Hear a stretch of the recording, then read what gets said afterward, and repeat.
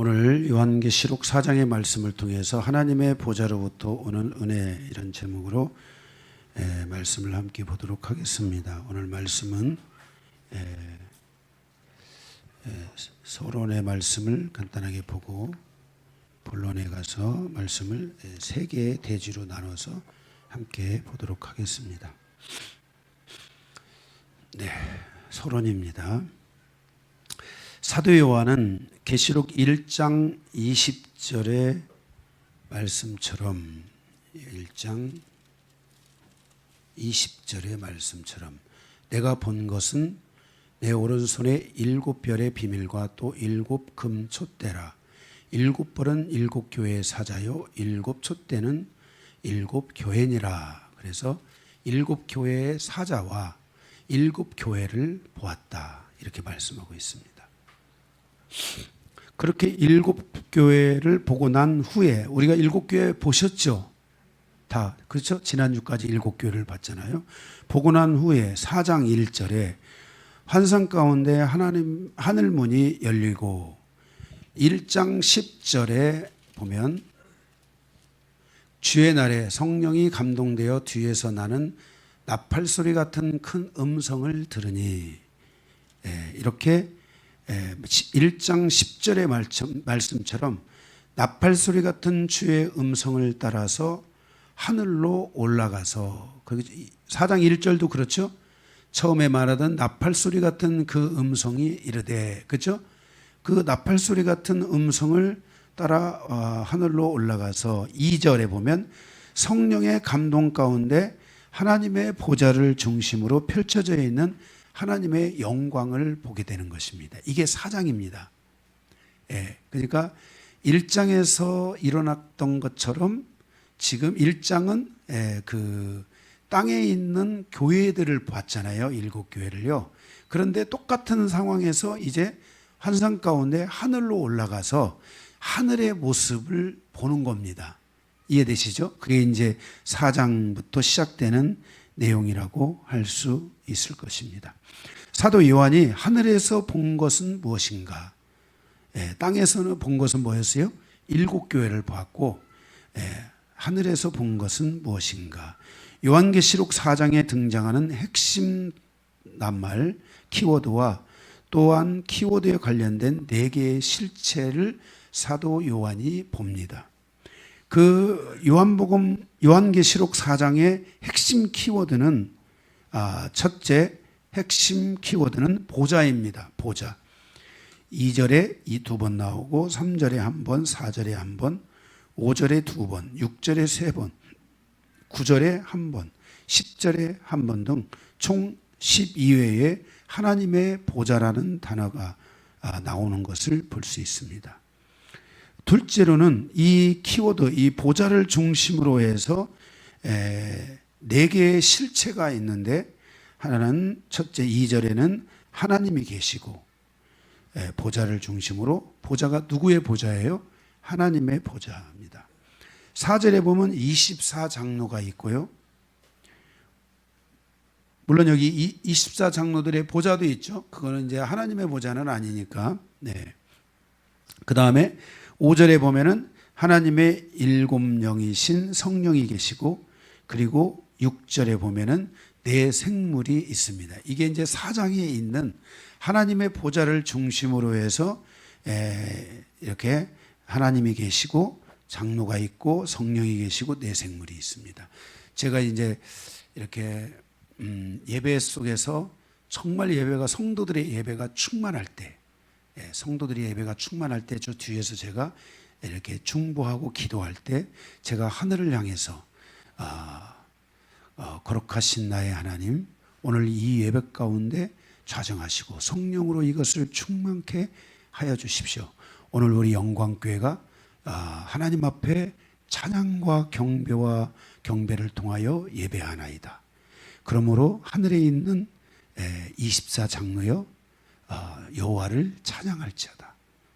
하나님의 보좌에 있는 네 생물이여 여호와를 찬양할지어다. 하늘에 있는 거룩한 천군 천사여 하늘의 군대여 여호와를 찬양할지어다. 의인의 영들이여 여호와를 찬양할지어다 하면서 우리 영광교회도 함께 하나님을 향하여 그 찬양을 드리는, 근데 하늘을 향해서 하늘에 있는 하나님의 나라를 위해서 그 위해서 수고하는, 저는 또 제가 주의 사자잖아요. 그러니까 명할 수도 있잖아요. 그죠? 저는 또 하나님의 아들이고, 그러니까 하늘에서는 제가 또, 이 땅에서는 짝대기나 하나 있을지 모르지만 하늘에서는 제가 스타거든요. 그죠? 별이잖아요, 하늘에서는. 그래서 제가 명할 수 있잖아요. 그런데 하늘을 향하여 명했는데 실질적으로 영광교회가 하나님 앞에 예배를 향하여 집중되면서 그 예배가 하나님의 그 임재와 영광으로 충만하게 가지 않은 상태에서 우리는 하지 않으면서 그들만 하라고 할 수가 없잖아요. 그래서 예배의 핵심이 정말 우리 교회 예배가 하나님의 임재와 영광으로 충만하고 하나님을 향해서 예배하고 쭉 한마음으로 막 쭉 가는 느낌이 들면 제 기름 부심이 제 안에 막 확 오면서 제가 그렇게 막 이 하늘과 땅이 한 마음이 돼서 하나님을 향하여 예배하고 경배하는 이런 그 예배를 함께 드리는 거예요. 네. 이렇게 이제 그 보좌를 중심으로 해서 그런 형태들이 되어 있는 겁니다. 이들은 하나님의 보좌를 중심으로 5절에 일곱 영이신 성령께서 보좌 앞에 있고, 보좌가 있으면 그 앞에 여기 컨덕다의 앞에 여기에 성령이 계시고, 그리고 8절에서 9절에 보면 내 생물이 하나님의 주위로 서서 8절 9절에 보면 뭐라고 했습니까? 거룩하다 거룩하다 거룩하다 하며 영원하신 하나님을 찬양합니다. 그죠? 네. 그리고 10절에서 11절에 보면 24장조가 창조주 하나님을 찬양합니다. 그죠? 예, 천지를 지으신 하나님, 하나님이 지으심을 받지 않은 것이 하나도 없고, 그러면서 그 모든 것을 지으신 하나님을 찬양하는 것을 보게 됩니다. 이 내용이 지금 요한계시록 전체 4장에 있는 내용들입니다. 사도 요한이 환상 중에 본 것은 하늘문이 열리고 하나님의 보좌를 중심으로 천상의 예배가 드려지고 있는 것을 본 것입니다. 계시록 4장의 모습, 바로 거기에는 천상의 예배가 있었던 것입니다. 그 땅 아래에서는 도미티아누스 황제가 이제 그리스도인들을 핍박하고 여러 가지 그 초대 일곱 교회를 통해서 봤던 여러 가지 교회 안의 모습들이 일어나고 있는 그때에 하늘에서는 바로 천상의 예배가 드려지면서 하나님께 영광을 돌리고 있는 이 내용을 여러분들이 오늘 마음속에 그리면서 오늘 말씀을 들으시면 여러분에게 큰 은혜가 있을 줄로 믿습니다. 오늘 요한계시록 4장의 모습을 통해서 우리에게 교훈하고자 하는 것이 무엇인지 우리가 함께 살펴보면서 은혜를 나누기를 원합니다.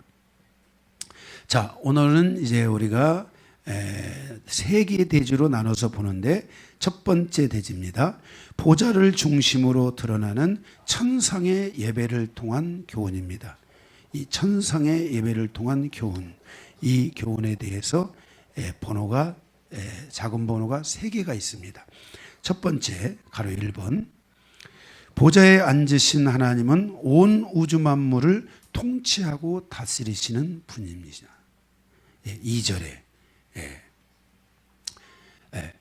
하늘의 보좌를 베풀었고 그 보좌에 앉으신 이가 있다 그랬습니다. 그분은 그 보좌에 앉으셔서 온 우주 만물을 통치하고 다스리는 분이십니다. 하나님은 사도 요한을 부르시고 열린 문을 통해서 하나님의 보좌와 그 보좌에 앉으신 하나님을 보여주셨습니다. 그때 땅에서는 도미티아누스 황제에 의해서 그리스도인들에 대한 극심한 박해가 이루어지고 있었습니다. 그 가운데 그리스도인들은 혹은 순교자가 있었고 순교하기도 했고, 어떤 이들은 배교자였으며 어떤 이들은 사단의 회가 되었고, 어떤 이들은 세상에 빠져서 믿음을 세우지 못하는 자가 되어 도미티아누스 황제의 극심한 박해 앞에 다 여러 모습으로 사람들이, 그리스도인들이 그곳에 존재하고 있는 것을 볼 수 있습니다. 다니엘의 예언처럼 하나님은 언젠가 짐승의 나라들을 심판하신다는 것을 확신시켜주며 믿음의 승리를 이룬 자들에 대하여 하나님 나라에서 영광 가운데 있게 될 것을 사도 요한에게 보여준 것입니다. 너희가 이 모든 것들을 이겨낸다면, 너희가 이 모든 것으로부터 승리한다면, 오늘 또 이 승리에 대한 말씀이 나오지만 이 모든 것에 대해서 너희가 승리한다면 너희는 어느 날 이제 하나님 앞에 그 영광스러운 예배에 참여하는 자들이 될 것이다 라는 것을 사도 요한에게 보여주면서, 지금 사도 요한도 극심한 그 핍박 가운데, 환난 가운데 있는데 그 하늘의 영광된 모습을 보며 사도 요한은 큰 힘을 얻고, 내가 이 땅에서 비록 고난 가운데 있을지라도 내가 언젠가는 반드시 하나님 나라에 이르게 될 것이고, 그날에는 나도 하나님 앞에서 이 영광스러운 예배를 드리는 날이 올 것이라는 그 믿음과 그 은혜를 여기 사도 요한에게 하나님이 보여주고 있다는 것입니다. 그 모든 영광이 이루어질 그날을 바라보며 5절에서 9절에 내 생물은 하나님의 임재와 영광이 가득한 가운데 영원하신 하나님을 경배하고 찬양했습니다. 10절에서 11절의 24장로들은 하나님의 임재와 영광이 충만한 가운데 하나님께서 창조주 되심을 경배하고 찬양했습니다. 그리고 그 모든 피조세계가 주의 뜻대로 지으심을 받았음을 고백합니다. 하나님께서 창조하신 창조의 역사 속에 오늘 여기 계신 영광교회 모든 성도들의 지으심과 창조의 은혜는 하나님의 자녀로서의 지으심을 받았기에 우리를 하나님의 자녀로 지어주시고 하나님을 예배하는 자로 불러주셨다는 것에 대한 믿음과 그 확신을 가지고 하나님께 감사와 영광으로 하나님께 올려드려야 될 줄 믿습니다.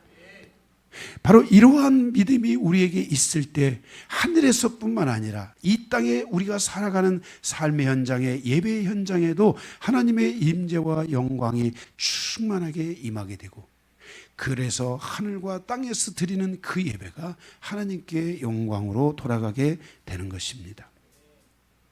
지금 사도 요한은 극심한 고통과 박해 가운데 본 하늘의 첫 장면은 바로 이렇게 아름다운 천상의 예배였고, 땅에 살아가는 우리 모두도 우리를 창조하시고 지으신 하나님의 뜻을 따라서 하나님의 임재와 영광을 구하며, 이 땅에 있는 우리도 바로 그렇게 하나님을 향하여 감사하고 예배하며 하나님께 영광을 돌리는 이런 예배를 드려야 된다는 것을 사도 요한은 볼 수 있게 된 것입니다. 우리는 그 하나님이 우리의 주인이신 것을 믿고 우리의 아버지이심을 믿고 그분을 향해 진정한 경배를 드려야 되며, 훗날 내가 이 고난 속에 있다 할지라도 이 고난을 이기게 하시든지, 만약 이 고난을 내가 이기지 못하고 순교한다면 하늘에서 그가 별과 같이 빛나게 될 것이라고 성경이 우리에게 말씀해 주고 있다는 것입니다.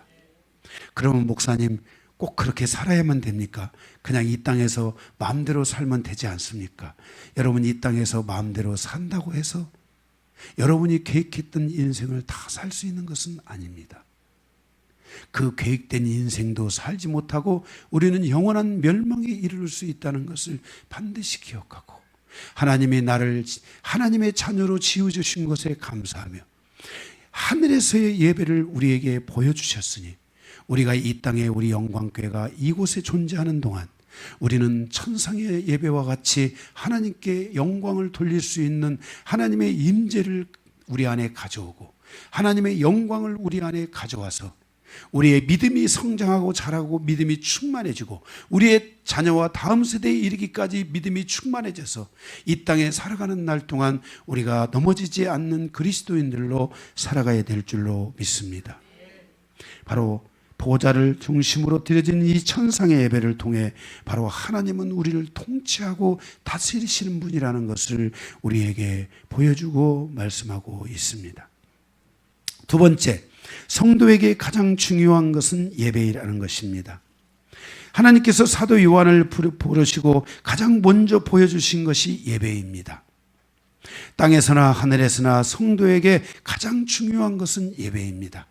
만약에 천상의 이 예배와 같이 하나님의 임재와 영광이 충만한 예배를 이 땅에서 드릴 수 있다면 그들은 바로 빌라델피아 교회와 같이 하나님 앞에 칭찬을 들으며 하나님의 인도하심 아래, 하나님의 국률 아래 환난의 때를 면하게 되는 이 큰 은혜까지도 하나님께서 베풀어 주실 줄로 믿습니다.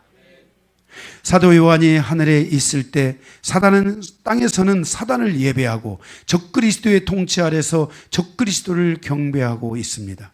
그 아래서 음행을 즐기며 온갖 어둠에 사로잡혀 있는 것을 보았습니다. 우리는 세상의 예배와 사단의 예배를 조심해야 합니다. 왜냐하면 우리가 이 땅에 있는 날 동안 사단에게 예배한다면 그 시간 하늘에서는 하나님께 영광을 돌리고 있으며 하나님을 향하여 예배하고 있기 때문에 그렇습니다. 하늘을 향하여 하나님께 예배하는 드리는데 만약 내가 사단을 경배하고 사단의 예배를 드린다면 우리는 어떻게 될까요? 언젠가 우리가 하나님 앞에 설 때 사단과 적그리스도를 숭배한 자들과 거짓 선지자들을 따라 미혹된 자들은 하나님의 심판을 견디지 못할 것입니다. 다윗은 시편 1편을 통해서 1절 복 있는 사람은 악인들의 꾀에 따르지 아니하며 죄인들의 길에 서지 아니하며 오만한 자들의 자리에 앉지 아니한다고 말씀하였습니다. 5절에는 그러므로 악인들은 심판을 견디지 못하며 죄인들이 의인의 회중의 모임에 들지 못하며 6절 악인들의 길은 망하게 될 것이라고 말씀하고 있는 것입니다.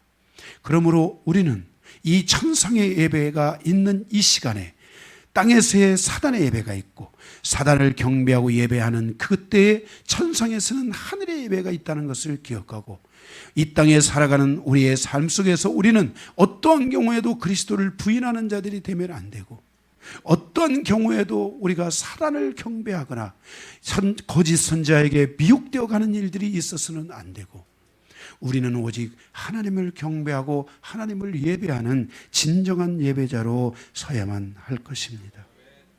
우리가 땅에 사는 모든 날의 행위가 하나님의 통치와 다스림 안에서 계산되고 있다는 것을 반드시 기억해야 합니다. 사단은 이 세상을 통해서 모든 사람들이 하나님을 경배하지 않을 것이라고 말하며 하나님을 모독합니다. 봐라, 저들이 하나님을 경배하지 않지 않느냐. 봐라, 저들이 하나님을 배교하고 배반하고 가지 않느냐. 봐라, 교회마저도 그 안에 세상을 따라가는 자들이 있지 않느냐. 이렇게 사단의 목표는 이 땅에 있는 사람들을 멸망으로 끌어가는 게 목표가 아니고 사단의 궁극적인 목표는 요한계시록의 말씀처럼 하나님을 모독하는 겁니다. 신성, 하나님의 신성을 모독하는 것입니다. 그래서 우리의 이름이 하나님의 이름이 거룩히 여김을 받으려면 내가 죽어야 되고 내 이름이 내려놓아져야 되고 내 이름이 박살날 때만이 하나님께 영광이 돌아갈 수 있다는 사실을 기억해야만 할 것입니다. 이렇게 사단은 끊임없이 하나님을 모독하려고 합니다. 그러나 하나님을 믿는 성도들은 사단의 이 모든 사역이 헛되다는 것을 보여줘야 됩니다. 오늘 우리가 이 예배를 드리고 다시 한번 이 예배를 통해 하나님의 은혜를 충만하게 받고 다시 믿음이 충만해지고 다시 하나님을 향해서 나가고자 하는 은혜가 있고 비록 내가 작은 자와 같지만 오늘 또 내 삶에 믿음으로 나갈 때 그 믿음에 대한 응답이 있고 믿음에 대한 역사가 있고 그 믿음에 대한 역사들이 쌓이고 쌓여지면서 사단의 일이 헛되다는 것을 보여주고 하나님의 모든 것이 뜻대로 되며 하나님의 말씀대로 된다는 것을 우리는 보여줄 수 있어야 됩니다. 성도에게는 하늘에서뿐만이 아니라 땅에서도 예배의 영광이 있어야 합니다. 성도의 예배는 곧 하나님의 보좌 앞으로 가는 시간입니다. 따라서 성도는 예배를 사랑하고 사모하며 기다리고 갈망하는 마음으로 충만해야 합니다. 목회자로서 제가 목회자이기 때문이 아니라 제가 성도들을 향하여 성도들이 예배를 등한시하면 제가 반드시 말합니다. 어느 누구도 그것에서 벗어난 사람은 없습니다. 예배를 먼저 드리세요. 하나님 앞에 먼저 예배를 드리세요. 하나님 앞에 먼저 와서 기도를 드리세요. 하나님으로부터 쇼부를 봐야지. 하나님으로부터 이겨야지. 하나님이 이기게 해주시지. 사람이 주는 것은 아기 손과 같은 주먹손이라면 하나님의 손은 바다와 같은 큰 손입니다. 우리가 이 하나님의 손을 받으려고 해야지. 그래서 예배에 실패하면 안 됩니다. 성도들이 예배에 실패할 때 목회자는 가장 가슴이 아파서 반드시 얘기합니다. 예배를 드리시라고. 예배를 해야 된다. 예배가 중심이 돼야 된다. 그런데 예배를 안 드리면 어떻게 돼요? 예배를 안 드리면 성도는 예배의 영광을 잃어버리게 되는 것입니다. 하나님의 보좌를 잃어버리게 되는 것입니다. 그래서 성도는 예배를 사랑하고 사모하고 기다리고 갈망하는 마음으로 충만해야 합니다. 여기 우리 모든 성도들이 때로는 우리가 이 믿음 안에서의 연단을 받고 훈련하고 세워져 가는 과정에 있어서 힘든 일이 없는 사람이 어디 있겠습니까? 그런데 언제 와서 회복되냐? 예배를 드리면서 다 회복되는 거예요. 예배를 드리면서 다시 하나님의 소리가 들리는 거예요. 예배를 드리면서 다시 하나님의 말씀이 깨달아지는 거예요. 성도가 어떤 이유로든지 예배를 무시하고 예배를 버리고 예배의 영광에서 떠난다면 사단은 세상이라는 낚시를 통하여 그를 반드시 낚시질한다는 것을 기억해야만 합니다. 그래서 성도는 예배를 소중하게 생각해야 됩니다. 성도에게 예배의 영광은 사단의 모든 사역과 사단의 모든 행위를 박살내는 믿음의 역사인 것입니다. 성도는 예배를 통해 믿음의 전진을 이룰 수 있어야 합니다. 요한계시록의 7교회를 보면 교회가 탄생하는 과정에서 사탄은 엄청난 공격을 하고 있는 것을 보았습니다. 교회의 중심이 이방인이었기에 이방인 가운데 하나님의 영광이 임하지 못하도록 하기 위해서 사단과 적그리스도와 거짓 선자들을 통해서 이방인 성도들을 공격했습니다. 이들의 공격의 목적은 예배를 파괴하기 위해서입니다. 이방인 가운데 하나님의 영광이 임하면서 그들은 하나님을 예배하는 자들이 되었습니다. 순교의 각오로 그들은 전진했습니다. 그들은 예배를 사랑한 자들이 되었습니다. 그리고 하나님은 그들 가운데 임재와 영광을 부어주셨습니다. 어쩌면 이스라엘에게 부어준 영광보다도 더 큰 영광을 이방인 가운데 부어주신 겁니다. 그래서 이방인의 전 세계가 다 하나님 앞으로 돌아오는 놀라운 영광이 있었고 그 예배를 통해 그들의 삶이 하나님의 영광을 입을 수 있는 놀라운 그 역사들을 가져왔고 그들이 그 예배 안에 믿음의 승리를 거두면서 믿음의 전리품들을 거두고 승리한 자의 전리품을 통하여 그들의 삶이 하나님께 영광 가운데 나가는 삶으로 변화될 수 있게 된 것입니다. 이게 이방인에게 주신 놀라운 영광입니다. 그래서 이 예배를 소중하게 여길 줄 알아야 돼요. 이방인들은 정말 이 예배에 목숨을 걸어야 됩니다. 유대인들은 예배를 드린 시간이 지금 3,000년, 4,000년을 걸러 예배를 드려왔습니다. 여러분, 우리 이방인 가운데 대한민국이 지금 하나님을 향하여 예배를 드린 것이 얼마나 됩니까? 1,000년이나 됩니까? 지금 겨우 100몇 년 됐는데 그 100몇 년, 100몇십 년 된 안에서도 믿음 안에서 떠나가는 사람도 수도 없이 많고 예배를 벗어난 사람도 수없이 많고 시험에 빠진 사람도 수없이 많고 그런 시간을 지금 우리가 지나고 있습니다. 그래서 이방인들은 예배를 정말 보석처럼 예배를 정말 생명처럼 그렇게 여겨야 되는 것입니다. 그래서 하나님께서 사도 요한을 부르시고 그 7교회 안에 그 편지의 내용들을 보내시면서 바로 하나님께서 여기 사도 요한에게 예배가 무엇인지를 보여줬는데 여러분들이 그 예배를 안 보셔서 그렇지 만약에 그 천상의 예배를 봤다고 해보십시오. 그 천상의 예배. 제가 저쪽 지하실에서 기도하며 몇 년을 기도하는데 가장 먼저 제게 온 것이 하나님을 알아가는데 하나님을 알기 시작하면서 제 안에 막 가슴에 끓는 게 하나 있었는데 그것이 뭐냐면 예배입니다. 하나님을 예배하고 싶다. 하나님을 예배해야 된다.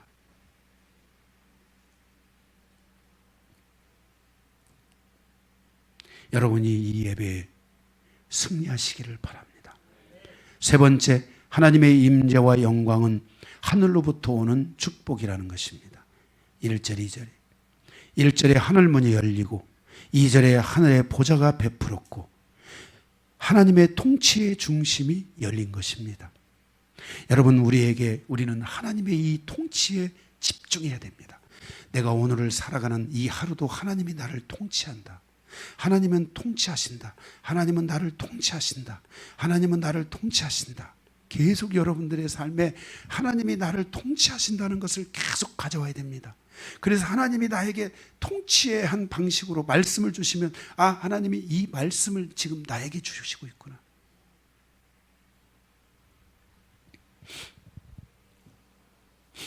보좌가 베풀어졌다는 것은 하나님의 통치의 중심이 열렸다는 것입니다. 솔로몬은 왕상 8장 27절에 하나님의 성전을 완성하고 그가 고백하기를 하늘과 하늘들의 하늘이라도 주를 용납할 수 없습니다. 솔로몬의 성전이 하늘에 있는 하나님의 모든 임재의 영광을 다 담을 수 없었다고 고백한 것입니다. 신명기 10장 14절에 하나님은 하늘과 모든 하늘을 통치하고 다스린다는 것을 말씀하셨습니다. 하나님의 모든 임재와 영광이 하나님의 보좌로부터 임한다는 것을 말씀하셨습니다. 말라기 1장 11절에 하나님은 말라기 선지자를 통해서 이방인 교회에 이와 같은 영광을 부어주겠다고 예언하셨습니다. 그래서 그는 그때 해 뜨는 곳에서부터 해 지는 곳까지의 이방 민족 중에서 내 이름이 크게 될 것이라고 하나님께서 말라기 선지자를 통하여 예언하셨습니다.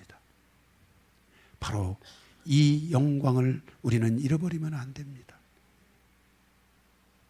이 예언의 말씀처럼 이방인 교회 가운데 하늘이 열리고 하나님의 보좌로부터 그의 임재와 영광이 충만하게 임하였다는 것을 기억해야 됩니다. 사도 바울은 하나님의 보좌가 있는 곳으로부터 하나님의 영광이 임하는 것을 보았다고 고백하고 있습니다.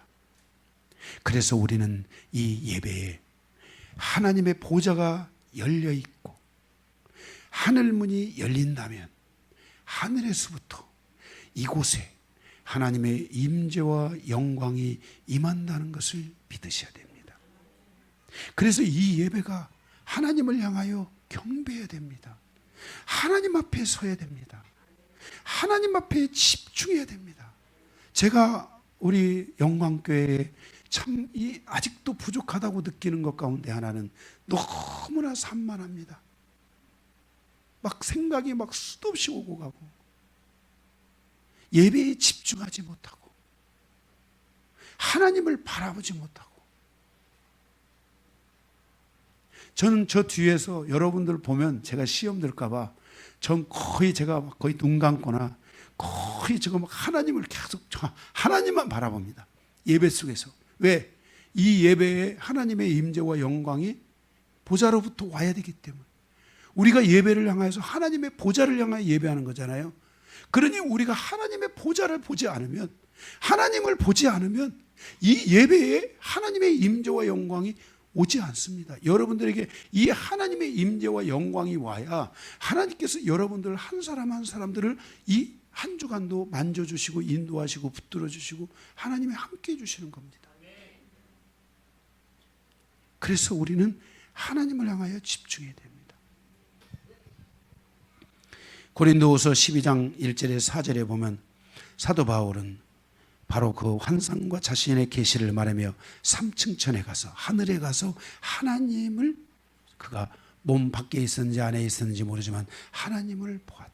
하나님의 나라를 보았다. 하나님의 그 보좌로부터 그 어떤 처소를 보았다라고 말씀합니다.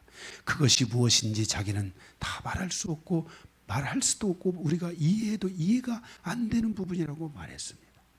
그렇지만 분명한 것은 이렇게 하늘길이 열려 있다는 것을, 하나님의 보좌가 베풀어졌다는 것은, 사도 요한에게 보여준 것은 하나님의 보좌가 있고 그 보좌로부터 바로 그 백성들에게 하나님의 임재와 영광이 가고 있다는 것을 우리에게 말씀하여 주고 있는 것입니다. 여러분들이 그래서 예수를 바라봐야 돼요. 누가 가장 주일날 와서 하나님의 임재 안에서 영광 안에서 예배를 드리느냐? 한 주, 일주일 동안 계속 주님을 찾은 사람들, 주님을 본 사람들, 여러분들이 주님을 찾고 찾는 자가 주님을 만날 것이라 그랬잖아요. 여러분의 인생의 소원이 이 주님을 만날 수 있는, 이 주님과 영원히 함께 갈 수 있는 이 영광을 나에게 부어달라고 여러분들이 기도하셔야 됩니다. 이 영광이 오면 이 영광이 여러분의 자녀와 다음 세대에 이르기까지 이 영광이 계속 부어지는 거예요. 그래서 그 주님을 여러분들이 집중하고 가셔야 됩니다. 오늘 또 우리 예배는 하늘문이 열리는 예배를 갈망해야 합니다. 하나님은 이방인 교회에 하나님의 이 임재와 영광을 약속하시며 하나님께서 말씀하시기를 해 뜨는 곳에서부터 해 지는 데까지, 그죠? 예, 동쪽에 있는 나라와 서쪽에 있는 나라에 이르기까지 모든 이방 민족 중에 내 이름을 크게 베풀어 줄 것이다. 할렐루야. 너무 놀랍지 않습니까? 이방인에게 이런 하나님의 놀라운 영광이 있었기 때문에 지금 이 계시록에 있는 그 터키라는 그 소아시아 지역에 있는 그 교회들 안에 사단의 공격이 어마어마한 겁니다. 그런데도 그것을 이겨내는 자들이 있는 것입니다. 그들이 그것을 이겨냈기에 오늘 이 하나님의 영광과 이 복음이 우리에게까지 왔고, 그죠? 우리가 이 영광을 보는 거 아니겠습니까? 우리도 이 하나님의 영광을 봐야 되지 않겠습니까? 마지막 때 예수 그리스도와 성도가 하늘에서 만날 때 이 만남을 방해하는 사단의 세력들이 있는데 바로 그 사단의 세력들을 대하여 하늘에서 전쟁이 이루어질 것을 말씀하고 있습니다. 요한계시록 12장 7절에 이 전쟁을 예고하고 있고, 또한 이 전쟁에 대하여 다니엘은 12장 1절에 마지막 때 미갈의 군대가 일어나서 하늘에서 전쟁이 있을 것이라고 예언했습니다. 바로 그 하늘에서 있는 전쟁, 사단이는 지금도 공중권세, 하늘에 있는 그 공중권세를 잡고 지금도 이 하나님의 임재와 영광이 오지 못하도록 방해하지 않겠습니까? 하나님의 이 하늘길을 닫으려고 방해하지 않겠습니까? 그러니까 우리는 어떻게 됩니까? 계속해서 하나님을 집중해야 됩니다. 계속 기도해야 되고 계속 하나님의 통치를 내 안에 받아들여야 됩니다. 그런 힘이 우리 교회 안에 있어야 됩니다. 이게 교회 안에 가져야 될 중요한 에너지이고 이게 교회 안에 가져야 될 중요한 힘입니다. 그런데 마지막 때가 되면 사단도 발악을 하는 거예요. 그래서 마지막 때가 되면 발악을 해서 그때 이제 다니엘서에 예언되고 있는 대로 지금까지 6개의 짐승의 5개의 짐승의 나라가 세워졌고 5개의 짐승의 나라가 무너졌잖아요. 이제 마지막 이제 6번째 짐승의 나라가 마지막 때 쓸 때 그때 그 짐승은 어떤 짐승이냐면 바벨론의 금, 그 다음에 페르시아의 은, 그 다음에 헬라의 동인가? 그 다음에 로마의 철, 이런 모든 것들을 총망라한 마지막 짐승은 가장 강력한 짐승이 온다는 거야. 그러니까 머리는 금이니까 세상이 막 황금으로 덮일 것 같은 막 그런 때가 오는 거야. 그러니 막 예수 믿는 사람들 막 황금을 보면 막 눈깔이 뒤집힐 거야, 안 뒤집힐까요? 안 뒤집혀요. 할렐루야. 할렐루야. 믿음대로. 이런 시대가 온다는 거야. 어마어마한 시대가 지금 우리 이 세상을 향하여 오는데 그때가 이제 뭐냐면은 마지막 짐승이 쓰면서 멸망으로 가는 이제 아마겟돈 전쟁이 있는 마지막 때가 그때 이제 일어나게 될 거라는 거예요. 그런 시대를 향해서 우리가 지금 가고 있는 것입니다. 그래서 과학은 최극초과학, 극과학, 모든 것들이 이제는 최고의 어떤 절정체를 향해서 가는 것 같은 그런 에너지들이 마지막 때에 계속해서 오게 될 것이라는 거예요. 그러므로 우리 그리스도인들이 깨어 있으셔야 돼요. 그때 미카엘의 군대가 바벨론의 위에서 그들이 권력을 잡고 있을 때 미카엘의 군대가 와서 바벨론의 군대를 무너뜨리고, 그죠? 메데파사를 세우고, 메데파사가 더욱 교만해졌을 때 미카엘의 군대가 와서 그들을 멸하고, 이게 다니엘서입니다. 마지막 때에도 미카엘의 군대가 마지막 적그리스도와 그 거짓 선자들을 멸하고 그 하늘에서의 전쟁이 있을 것을 성경은 우리에게 말씀해 주고 있습니다. 그러므로 오늘 사도 요한에게 보여준 이 하늘에 이 하나님의 보좌가 열려 있다는 것을, 베풀어져 있다는 것을 우리가 믿고 우리의 예배 속에서 계속 하나님 앞에 집중하며, 하나님 오늘 예배 속에 임하여 주십시오. 우리 가족들 안에 임하여 주십시오. 우리가 이 하나님의 임재와 영광을 가지고 가정으로 돌아갈 수 있게 해주십시오. 일터로 돌아갈 수 있게 해주십시오 하면서 그 안에서 계속 하나님을, 초기에는 신앙에 정말 우리 영광교회에 오신 성도 여러분, 초기에는 다른 거 바라보지 마세요. 주변에 그냥 하나님만 파는 거야. 계속 일단 내가 살아야지 될 거 아니야. 그렇죠? 예, 그래서 계속 하나님께 집중하고 가는 그런 시간들을 여러분이 가면 나중에 나머지는 다 깨달아져요. 다 깨달아져요. 예, 다 깨달아지는 게 있어요. 우리 여러분들이 하나님 안에서 승리하시기를 바랍니다. 예, 그러므로 성도는 이 땅에 사는 모든 날 동안 하늘을 열어야 하고 예배의 영광을 지키는 자들이 되어야 될 줄로 믿습니다. 오늘 하나님의 보좌, 첫 번째 그 보좌 키워드 그 중심으로 첫 번째는 첫 번째 말씀은 뭡니까? 하나님의 보좌를 중심으로 천상의 예배를 우리에게 보여주고 있다는 것입니다. 두 번째로는 24장로들을 통한 교훈입니다. 보좌를 중심으로 24장로가 있는데 이 24장로들을 통한 교훈입니다. 여기에도 번호가 3개가 있습니다. 간단하니까 집중해서 들으시기 바랍니다. 이 3개가 있는데 첫 번째는 24장로의 정체성인데, 이 24장로는 누구인가? 요한계시록에 보면 21장에 보면 거기 12문이 있는데 그 문 위에 12지파의 이름이 있습니다. 그리고 12기초석이 있는데 그 위에 12사도의 이름이 있습니다.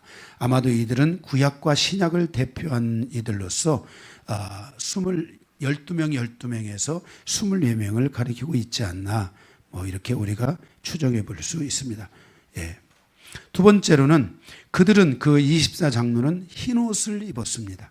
구약의 성도와 신약의 모든 성도는 의의 옷을 입어야 합니다. 구약의 오실 메시아를, 구약은 오실 메시아를 믿었고, 아멘? 구약은 누구를 믿었어요? 오실 메시아를 믿은 거예요. 아멘?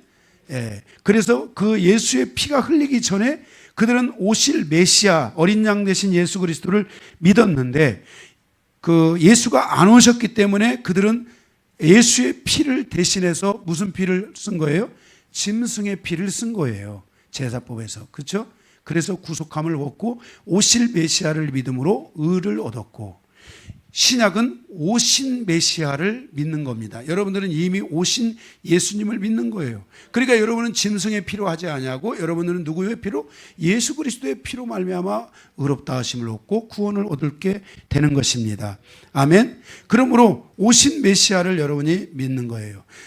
그리고 메시아이신 예수 그리스도를 믿는 자들에게 하나님께서 흰옷을 주세요.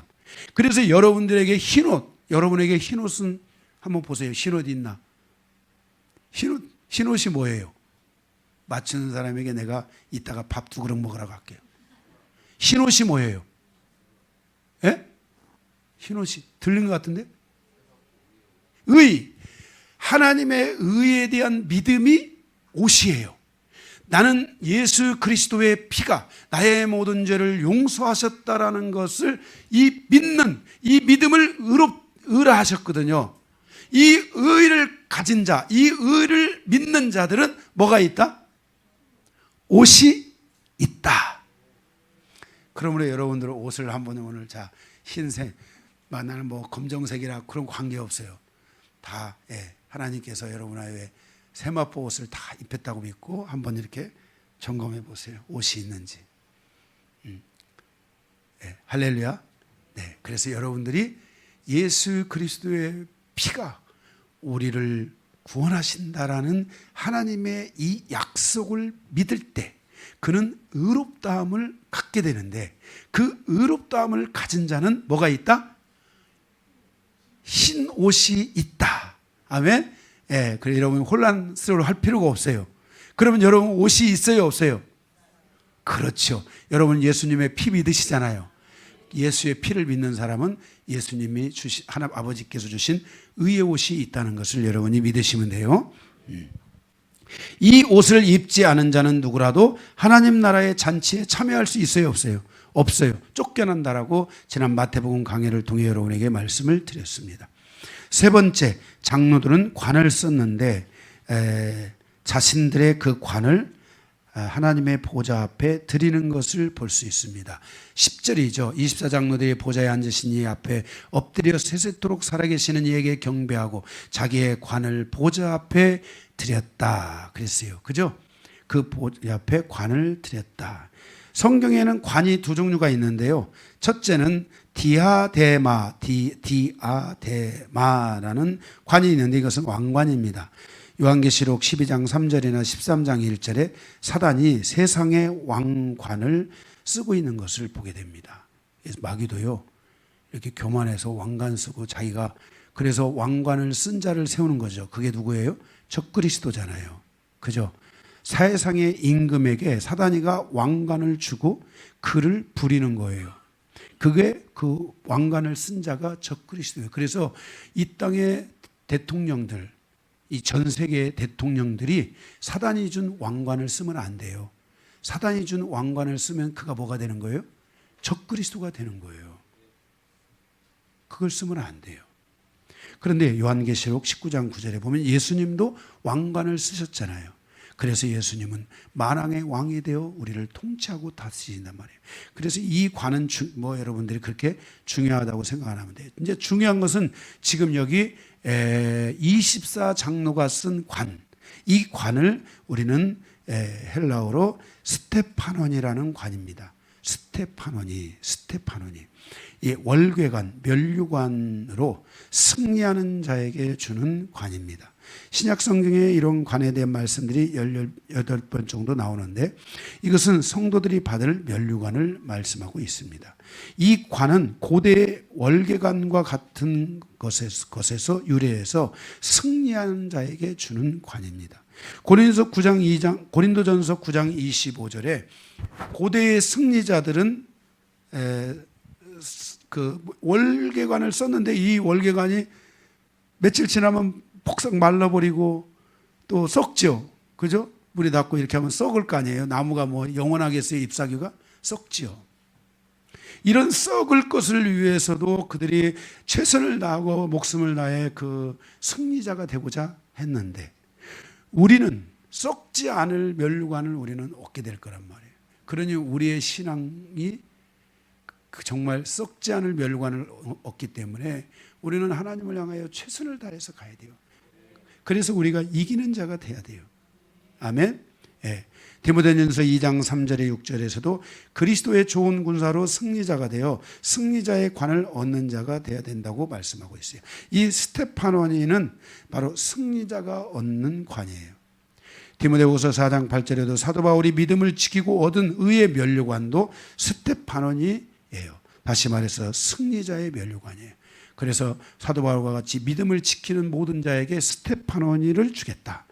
바로 이 승리자에게 주는 그 관을 주겠다. 그러니까 지금 여기 24장로들은 신구약을 대표하잖아요. 구약이든 신약이든 누구든지 승리자가 되면 승리자에게는 하나님께서 뭘 주신다? 그 면류관을 주신다. 스테파노니, 승리자의 관을 주신다라는 것을 우리에게 말씀하고 있는 것입니다. 그래서 24장로를 통한 교훈, 24장로는 어떤 모습을 하고 있느냐? 그는 신약구약의 대표자들이다. 그들은 흰옷을 입었다. 그들은 승리자의 관을 썼다. 우리도 이 장로들처럼 승리하는 자가 돼야 된다. 사도 바울처럼 믿음을 지키고 승리하게 될 때 스테파논이 이 관을 우리에게 주신다는 것을 우리도 믿고 여러분들도 승리자로 나아가시기를 주님의 이름으로 축복합니다. 마지막 세 번째, 내 생물을 통한 교훈입니다. 5절에서 9절에 있는 말씀입니다. 5절에 보면 보좌로부터 하나님의 임재와 영광이 함께하는 것을 볼 수 있습니다. 출애굽기 19장 16절에 하나님의 임재와 영광이 임할 때 우레와 번개와 빽빽한 구름이 산 위에 있고 나팔 소리가 매우 크게 들리는 것을 보았다라고 성경은 말씀하고 있습니다. 요한계시록 11장 19절에 하늘에 있는 하나님의 성전이 열리면서 하나님의 임재와 영광이 충만하게 임하는 것을 보게 됩니다. 그리고 그 보좌 앞에 7명이신 성령이 계시고 보좌를 중심으로 네 생물이 있는 것을 볼 수 있습니다. 오늘 5절의 말씀, 5절도 마찬가지입니다. 5절. 보좌로부터 번개와 음성과 우레소리가 나고 보좌 앞에서 켠 등불 7이 있으니 이는 하나님의 7영이라 그랬습니다. 하나님의 7영을 중심으로 하나님의 임재와 영광이 그곳에 충만하게 임하는데 그 임하는 소리가 번개와 같고 음성과 같고 우레소리가 나는 것과 같으며 그랬습니다. 예, 이렇게 하나님의 보좌로부터 큰 임재와 영광이 임하는 것을 보게 됩니다. 이렇게 보좌로부터 하나님의 임재와 영광이 충만하게 딱 임하는데 그 중심에 누가 있냐면 바로 네 생물이 있는 것을 보게 됩니다. 그 네 생물에 대해서 거기에 서술을 하고 있는데 7절에 보면은 첫째 생물은 사자 같고 둘째는 송아지 같고 셋째는 사람 같고 넷째는 독수리 같다라고 했습니다. 그리고 8절에 보면 네 생물은 각각 6날개를 가졌고 그 안과 주에는 눈들이 가득하더라. 그들이 밤낮 쉬지 않고 이르기를 거룩하다 거룩하다 거룩하다. 주 하나님 곧 전능하신 이여 전에도 계시고 이제도 계시고 장차 오실 이시다 하면서 그 하나님을 네 생물이 찬양하고 있는 것을 보게 됩니다. 이 네 생물에 대하여 성경이 말하고 있는 것이 딱 두 곳이 있는데 에스겔 1장과 에스겔 10장에 바로 이 네 생물에 대한 말씀이 나와 있습니다. 에스겔 여러분들이 1장을 펴고 10장을 보시면 1장 에스겔 1장 1절에 네 생물의 모습은 그발 강가에서 에스겔 선지자에게 하늘이 열리면서 하나님의 모습이 보여질 때 본 것인 것을 보게 됩니다. 그러니까 그발 강가에서 하늘이 열리고 에스겔 선지자가 바로 그 네 생물의 모습, 하나님의 보좌를 중심으로 하여 네 생물을 본 것을 에스겔서에 기록하고 있다는 것입니다. 우리 언젠가 또 에스겔서도 강해야 되지 않겠습니까? 네. 그리고 거기 그 4절에 보면 에스겔 1장 4절에 보면 그때 하나님의 임재와 영광이 충만한 것을 보게 됩니다. 그 하나님의 임재와 영광 가운데 에스겔 1장 10절 네 생물이 그곳에 있는 것을 볼 수 있습니다. 그리고 나서 11절에 날개를 펴서 두 개는 서로가 연결하고 서로가 이렇게 같이 날개를 펴서 이렇게 연결이 돼 있다 이 말입니다. 이렇게 두 개가 이렇게 양쪽에 이렇게 두 개씩 6개니까 그죠? 이렇게 두 개씩 이렇게 해서 펴서 이렇게 연결을 하고 있다는 거예요. 이렇게 연결을. 예. 네 생물이 같이 연결을 하고 있는 거예요. 예. 그리고 두 개는 뭐 했어요? 몸을 가렸다라고 말씀하고 있습니다. 예. 두 개는 연결하고 두 개는 몸을 가리고 그렇죠? 예. 그리고 15절에 보면 그 생물 밑에는 바퀴가 있고 바퀴 자동차 바퀴 같은 게 있고 그 바퀴는 각각 한 개씩이 있는 거예요. 그 생물에게는 바퀴가 있는데 바퀴가 한 개씩 있어요. 그리고 그 16절에 바퀴 안에 뭔가 또 바퀴가 있는 것 같다라고 말하고 있어요. 18절에 바퀴가 높고 무서우며 네 둘레로 돌아가면서 그 바퀴 주변에 네 둘레로 돌아가면서 눈이 가득했는데 그 눈은 뭔가 그것은 눈은 온 세상을 살피는 눈이지 않느냐. 이제 지금도 하나님의 보좌로부터 이 온 세상을 살피는 하나님의 그 통치가 있다는 거예요. 20절에 그 생물 안에 어떤 영이 있는데 생물 안에 영이 있는데 이 영이 자 여기 보세요. 이 영이 이렇게 가면 생물들이 다 바퀴가 다 이렇게 움직이는 거예요. 또 그 안에 영이 이렇게 가면 바퀴가 또 다 이렇게 하게요. 그래서 또 영이 또 전진을 하면 바퀴들이 또 전진을 한다는 거예요. 다들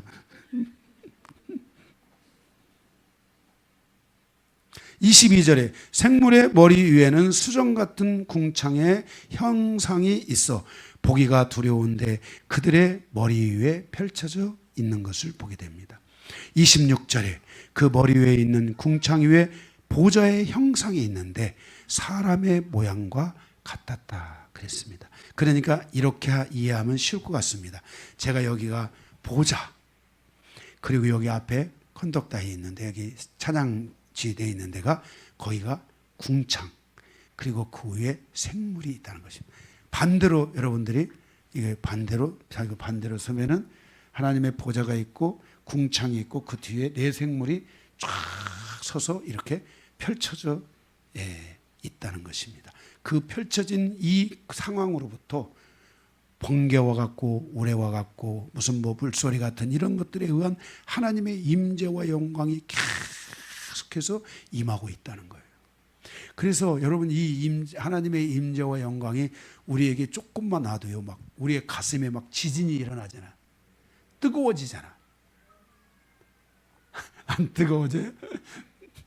뜨거워지지. 에스겔 10장으로 가보면 에스겔 10장 4절에 여호와의 영광이 구름에서 올라와 하늘에 있는 성전에 가득한 것을 보게 됩니다. 18절에 에스겔 10장 18절에 여호와의 영광이 성전 문지방을 떠나서 그룹 위에 머무니라. 그러니까 지금 여호와의 영광이 성전 문지방을 떠나서 그룹 위에 머물다. 그러니까 이 네 생물이 지금 뭐라는 거예요? 그룹이라는 거예요. 20절 그것은 내가 그발 강가에서 보던 하나님 아래 있던 생물이라. 그러니까 이 생물이 정체가 뭐예요? 그룹이라. 그렇죠? 그룹이라는 거예요. 그들이 그룹인 줄을 내가 아니라. 이렇게 말씀하고 있어요. 그러니까 네 생물의 정체는 바로 누구다? 그룹이다. 그룹이다. 네 생물의 정체가 그룹, 즉 천사라는 것을 말씀하고 있어요. 이게 나중에 뭐 우리가 이사야서나 이런 데를 또 보게 되면 또 계시록에도 가면서도 볼 수 있을지 모르지만 사단도 그룹 중에 하나였죠. 그죠? 이 그룹은 에덴 동산에서 처음 등장한 게 있는데 뭘 지켰어요? 생명나무 과실을 지키는 자들이 누구였어요? 그룹이었다. 성경이 말씀하셨잖아요. 그들의 손에는 뭐가 있어요? 화영검이 있어서 그 에덴 동산의 생명나무 과실을 지켰다. 이렇게 말하잖아요. 바로 그 그룹은 바로 헬라어로 케루빔이라고 말합니다. 천사입니다. 히브리어 헬라어가 아마 비슷할 거예요. 케루빔이라고 이렇게 말합니다. 천사입니다. 이들이 하는 사역이 에스겔 10장 4절에 다시 보면은 여호와의 영광이 어디에서 올라왔어요? 그룹에서 올라왔다 그랬습니다. 에스겔 10장 18절에도 여호와의 영광이 그룹 위에 머물더라라고 말씀하고 있습니다.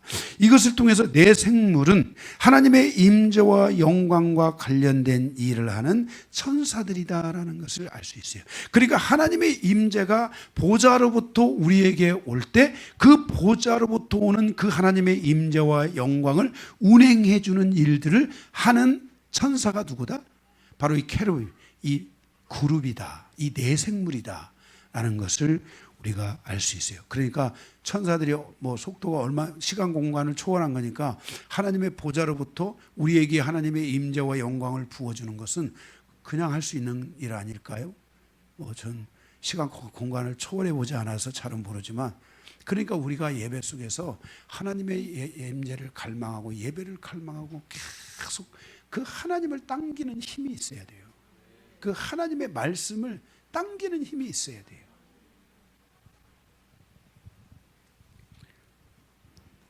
저도 저의 많은 삶이 하나님의 말씀과 하나님의 통치를 받으면서 살아가는 데 집중하고 있어요.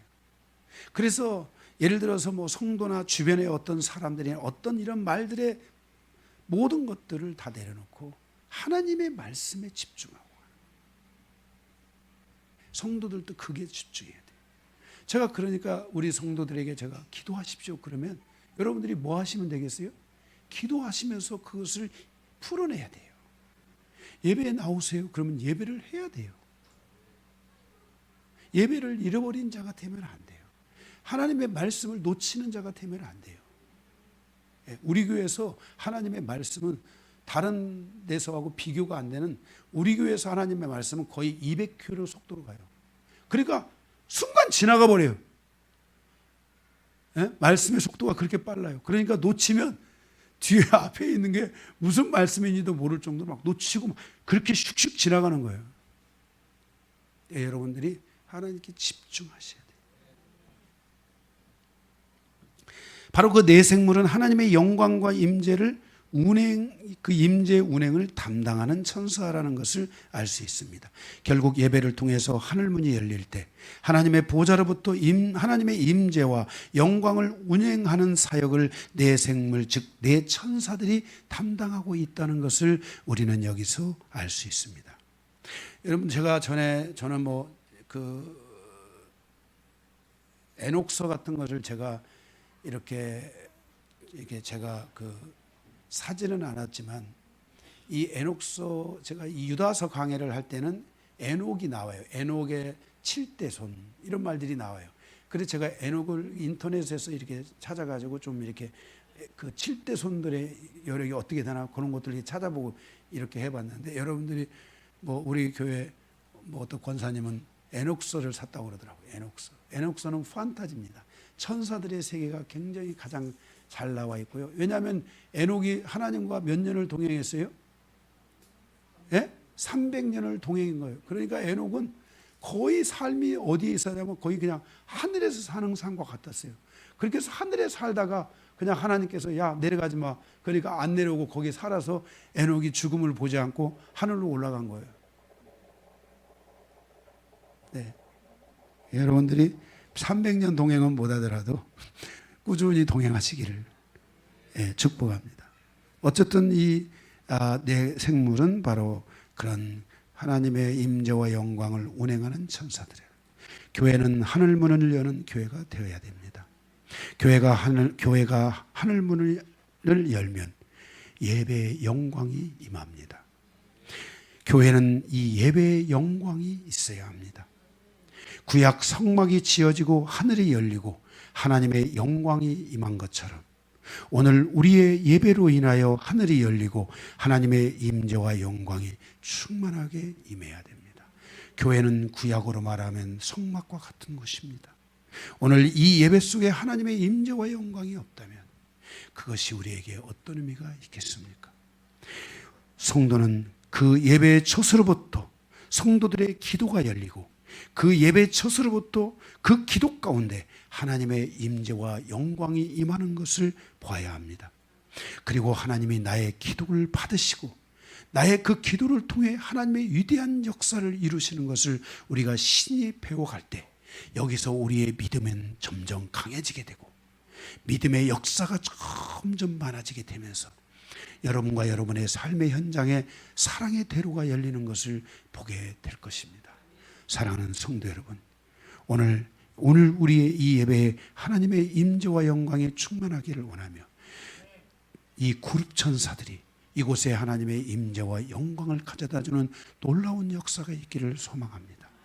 오늘 천상의 예배를 통해 사도 요한을 통해 우리를 향하여 격려하고 있는 것은 너희가 이 땅에 사는 날 동안 너희의 삶이 고난스럽고 고통하고 어렵고 힘든 줄은 우리가 안다. 그러나 너는 하나님께 집중해라. 너는 지금 이 땅에서 고통을 당하고 있지만 하늘에서는 천상의 예배가 있고 너도 어느 날인가 이 천상의 예배를 향하여 다가오게 될 것이다. 그러므로 너는 이 땅에서 승리하는 자가 되라고 사도 요한을 통해 우리에게 격려해 주고 있다는 것을 기억하시기 바랍니다. 말씀을 마치겠습니다.